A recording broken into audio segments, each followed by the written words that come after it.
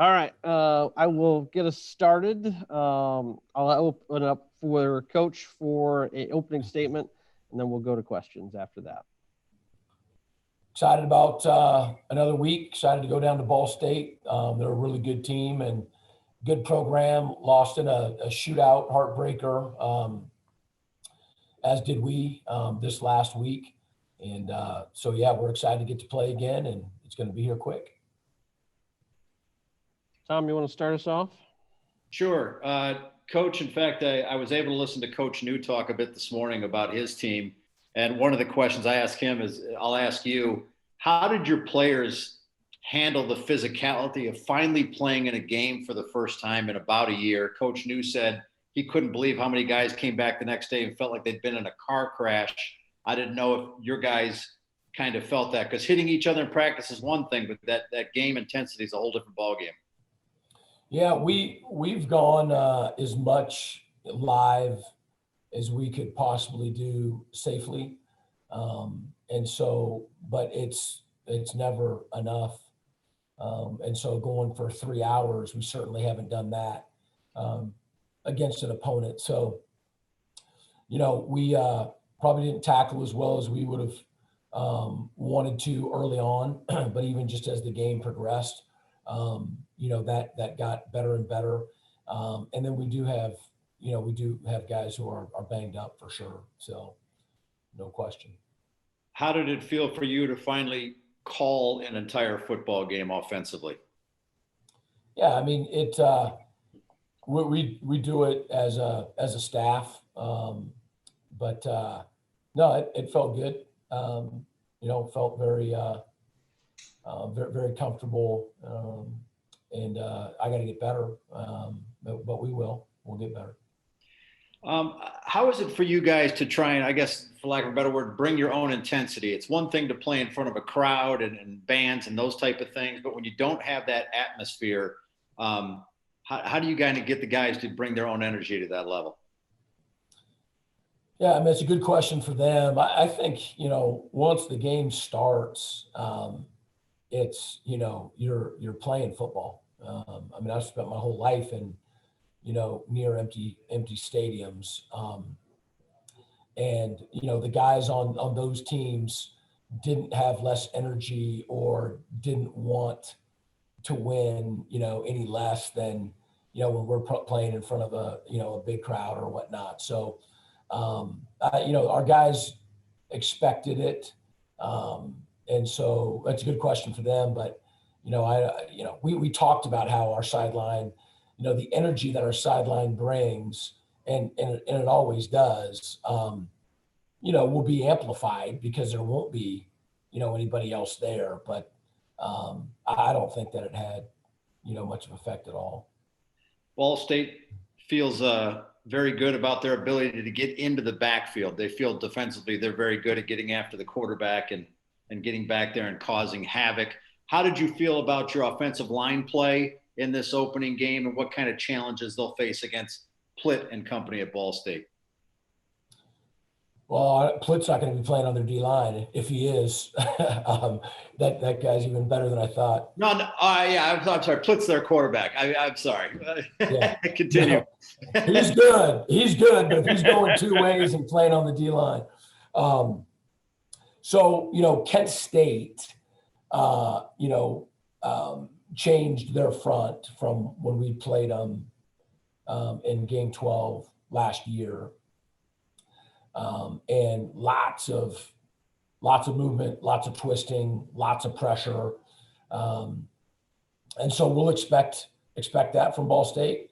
But they are, from what we've seen, it's going to be, they don't play the same structure defensively. They are very good, and they're, we liken them to our front. And then, they're pretty athletic on the inside and athletic on the outside. And then they've got a really good crew of linebackers. So, potentially it's going to be a little bit different structure than last week, but it's going to be a challenge for us. Now I'll ask you about Plitt and what they do offensively. Johannes Tyler had a very good game for them. He's a very good receiver, 8 catches for 66 yards. How did you feel about your defensive play in this opening game and the challenges that Plitt and that offense are going to give you guys? Well, I mean, our defense gave us a chance to win.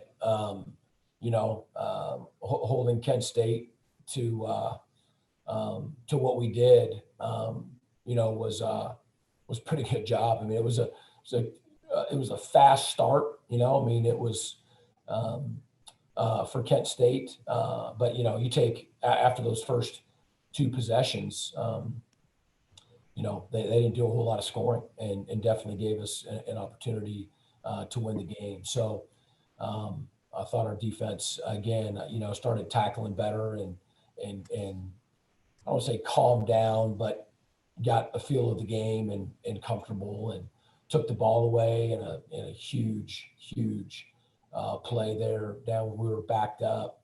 So we're facing another great quarterback, Plitt, I think that his first start was against us 4 years ago. And so this will be, the 4th time that we've seen him. And, he's really good. He's really good because of the people around him, of course, starting with their offensive line and, their back is a load and can move. And they've always had receivers. So again, it's going to be another tall order for us. They've got a lot of experience. A lot of people have returned, both on their offense and on their defense. But having a game underneath our belt, it goes for them as well. I think everybody's going to be settled in and ready to play. How do you feel about the growth of Preston Hutchinson, your quarterback? Just his second career start, but I thought played a really good offensive game for you guys. He did, yeah. No, he played well. Played well in his one start last year, and did a good job. We didn't know exactly what we were going to get, from Kent State, and so part of our plan was to figure out what they're doing and then be able to attack it. And he certainly was not rattled by anything. Great composure. I thought that he saw things well and put the ball where it needed to be, both in the run game and in the pass game. Talking about the passing game, I know Haas is online here with us, but had an absolutely incredible game offensively, and it's amazing that this is a guy that walked on and how much he's grown in this program and what a weapon he's become for you. Can you talk about that a little bit? Well, the thing about Haas is that he's known and believed what he was capable of all along. It was, and obviously he had to learn the system and get better and put some meat on his bones and all of that. But it was as much of us recognizing and realizing, his progression and his ability, as it was, Haas becoming a better player. I mean, he's always had it in him, and he's off to a great start. He finished the season.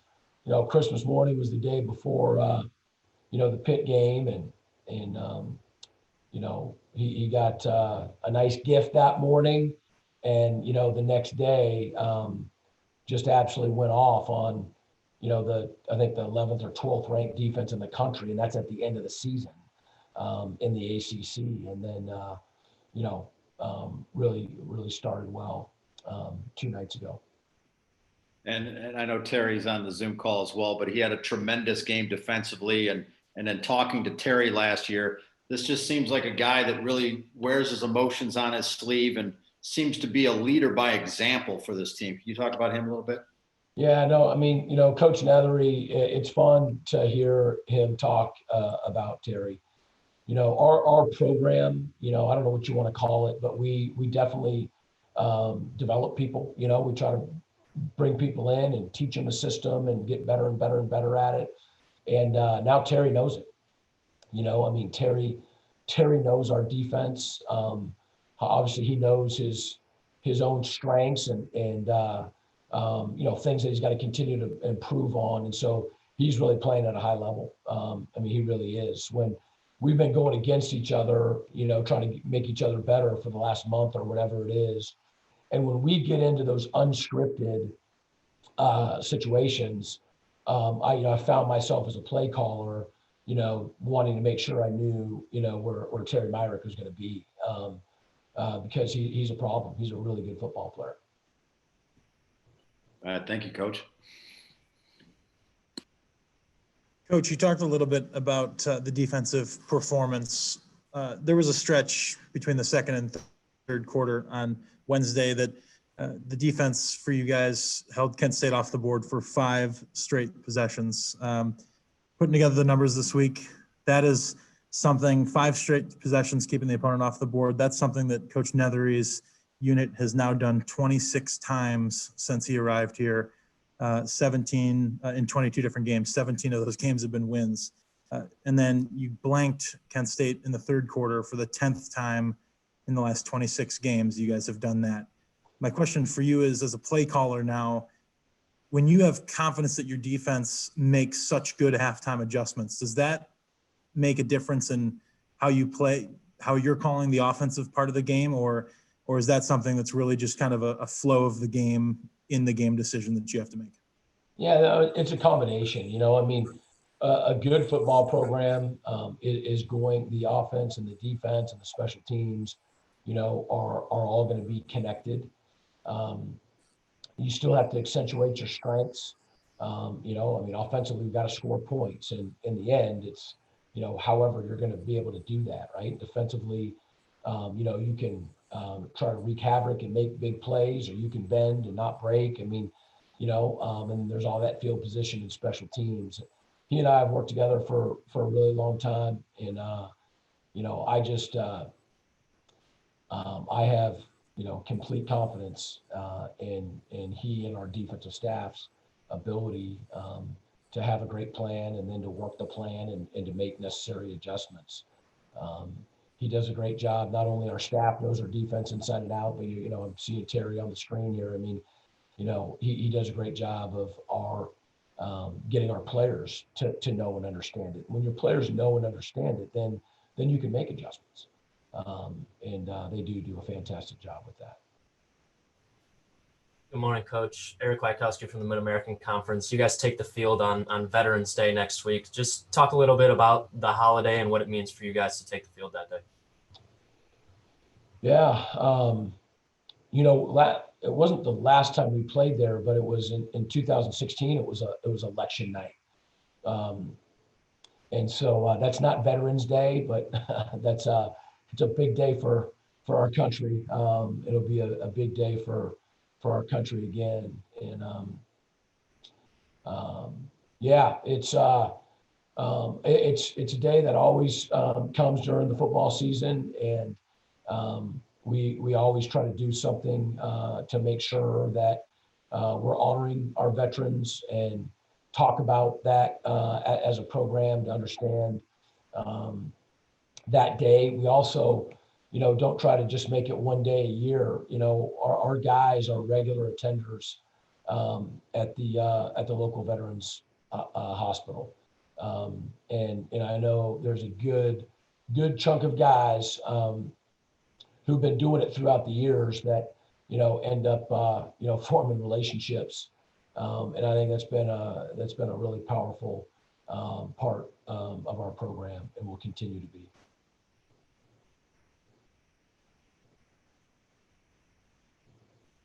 Anything else for Coach Creighton? All right, we'll switch over to Terry next. Terry, you're one of 4 seniors on this defense that starts.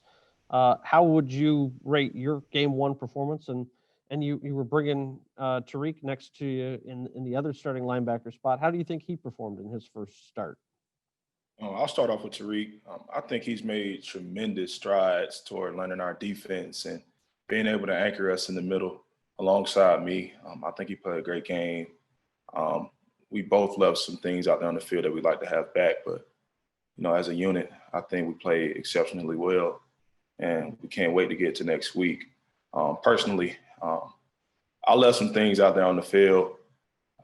I made a critical error, but, just as a whole, I think I played well, after not being able to have any legit physical game contact in 314 days. So I believe I played well, but I'd like to make strides and get better for next week.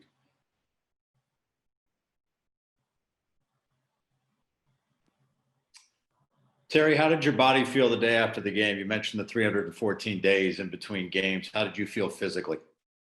Just like you said, those Ball State guys felt, like a car wreck, but I'm feeling a lot better now. My body's, back under itself, but it did hurt the next day. It definitely was pretty painful. Terry, and Coach mentioned it, Drew Plitt and that offensive staff over there, they got a very talented group over there. You know them well. What kind of challenges are you guys facing defensively in this next one? Obviously, any team with a 4-year starting quarterback, they offer some good challenges. Plitt is very experienced. Behind him, he has Caleb Huntley. At receiver, they have Justin Hall. He has a great talent. I believe he was a all-MAC player his freshman year, like freshman of the year. Caleb Huntley runs very hard behind his pass, pretty big back. They got some good experience and talent over there, but, we have scholarships as well, and we have some great players on our defense. So I'm excited to go up against those guys again. They beat us on homecoming, so I want some get back. Terry, how did you try and stay in football shape during the quarantine and as things shut down? How hard was it for you to physically stay in shape and stay where you wanted to be so that when football did return, you'd be as close to game ready as possible? Okay, so I did go back to Georgia, and, just the climate, humidity is very, very tough to, get out of shape if you're an athlete and you're down in Georgia. So I was definitely running as much as I possibly could. The humidity made it, it made it very hard, but I stayed in shape. I was on my weights. I lifted plenty of weights, push-ups and sit-ups. I was able to go to a family friend's house and lift in their basement. I challenged my little brother. I got him better. I worked out people, just making strides toward my major, sports performance and fitness entrepreneurship. I was training some people, getting some extra money alongside that.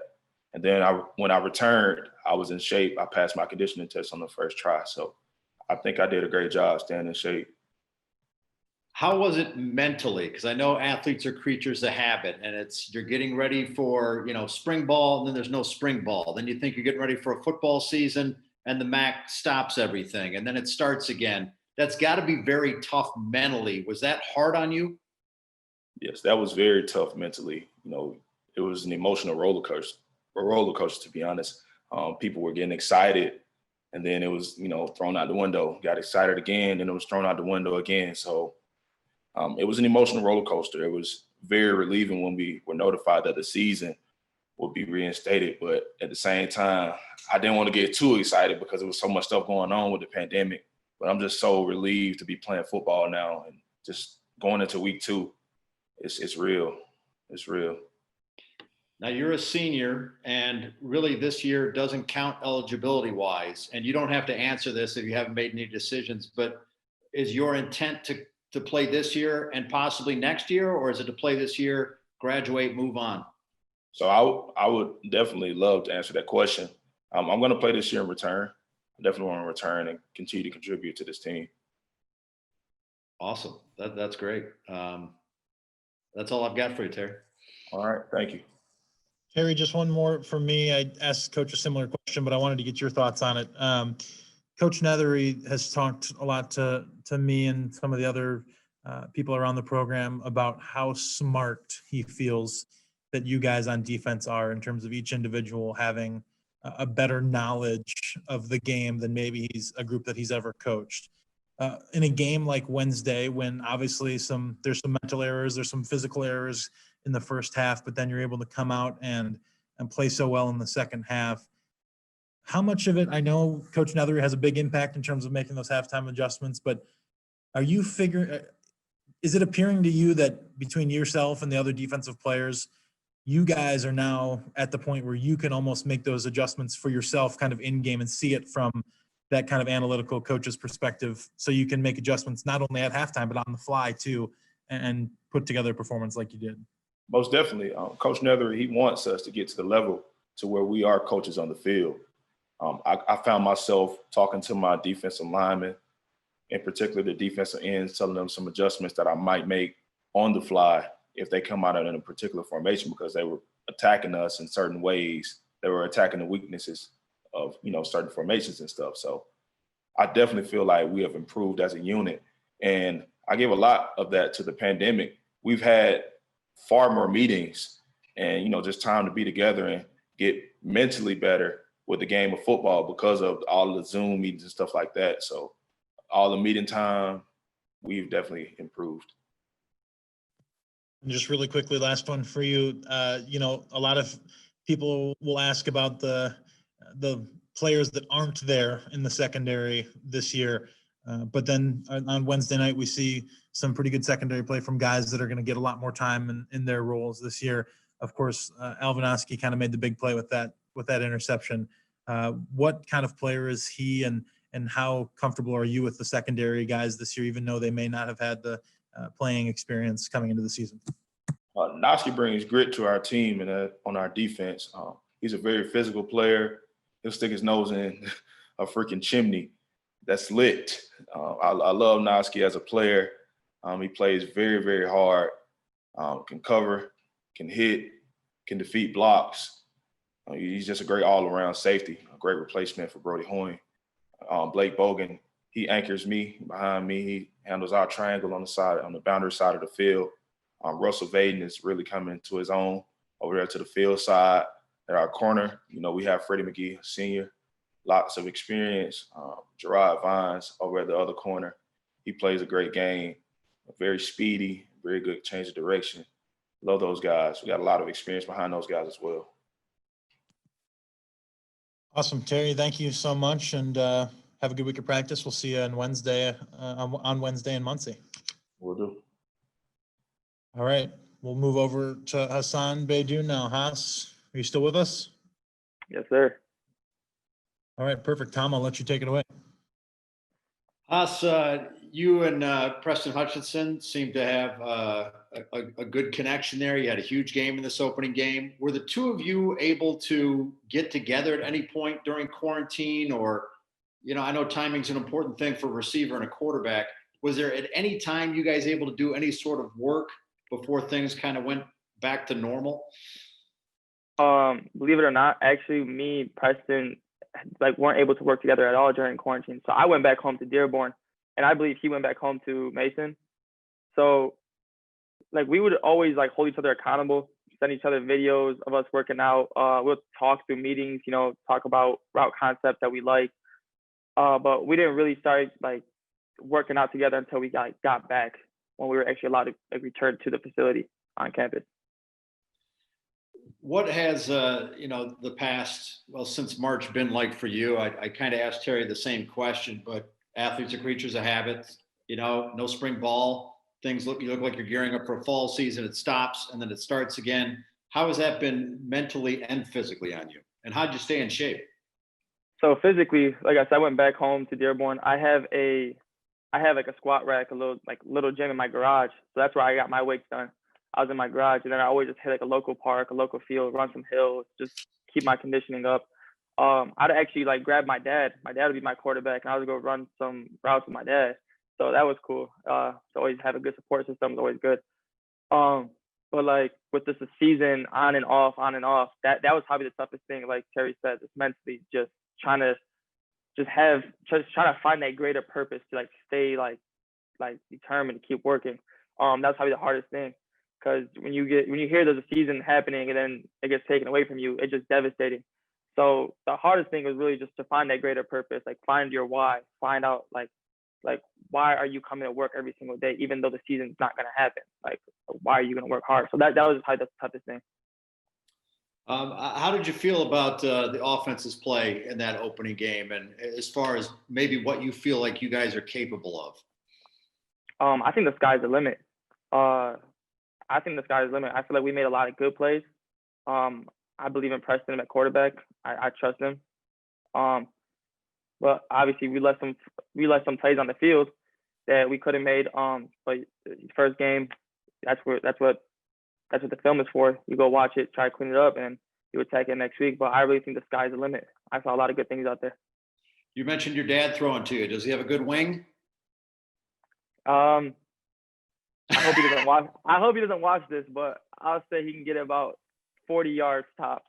That's a pretty good heave. I mean, it's pretty good. He's 52 years old. His birthday was like 3 days ago, so 52 years old, throwing about 40 yards. He's still pretty good shape.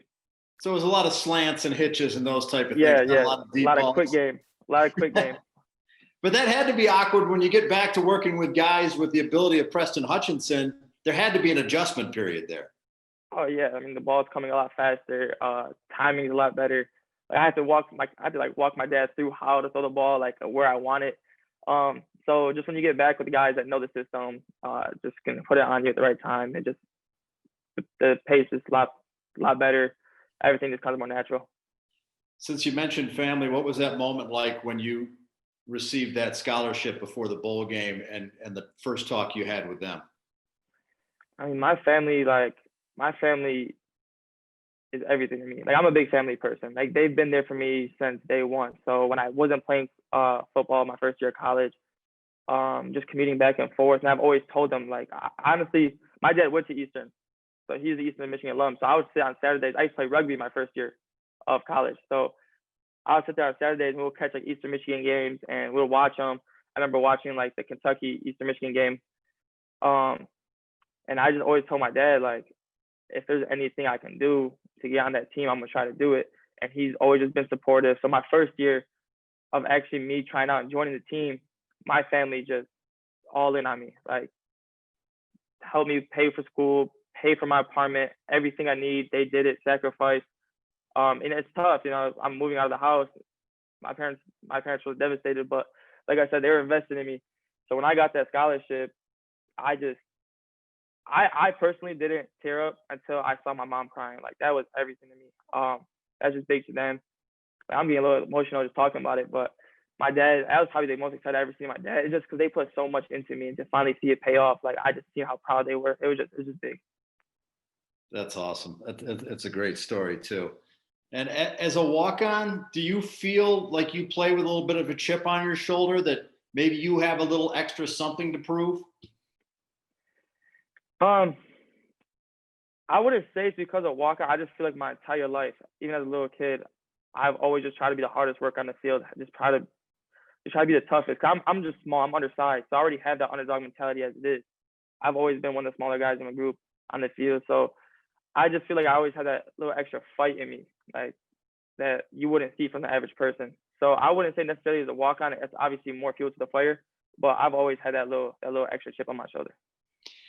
Now, the upside of putting up the stats like you did last week is, you know, you make huge offensive production. The downside is you're going to start getting a lot more attention from other defenses. Obviously, you're aware of that, but you know, what are those challenges going to be like as you maybe start getting double teamed, or they start giving you a little more attention? If they start showing me a little bit more attention, and we got other playmakers in Tanner Canoe who came out, had a great game for his first game playing. He's also a walk-on. Keon Williams, great receiver. You've seen what he's done the past couple of years. So the way I look at it, we have weapons all over the field, not to mention our backfield with Boone and DJ Smith. So you show me extra attention, it's just opening opportunities for other people to make plays. So honestly, if my production goes down, it is what it is. As long as we get the W, that's all that's all I care about. Is Odukoya only going to be catching touchdown passes this year? I hope so. I hope he finishes the season with 45 catches and 45 touchdowns. That's awesome. That's all I got, Haas, and congratulations again on the scholarship, man. You're a lot of fun to watch. I appreciate it. Thank you. All right, well, if there's no more questions, then that will conclude this portion of the press conference. Haas, I know that we'll jump on a little bit with each other here shortly. But other than that, Terry, Haas, good luck on Wednesday against Ball State. We'll see you down there. All right, thank you. Thank you. Good luck, guys. Thank you.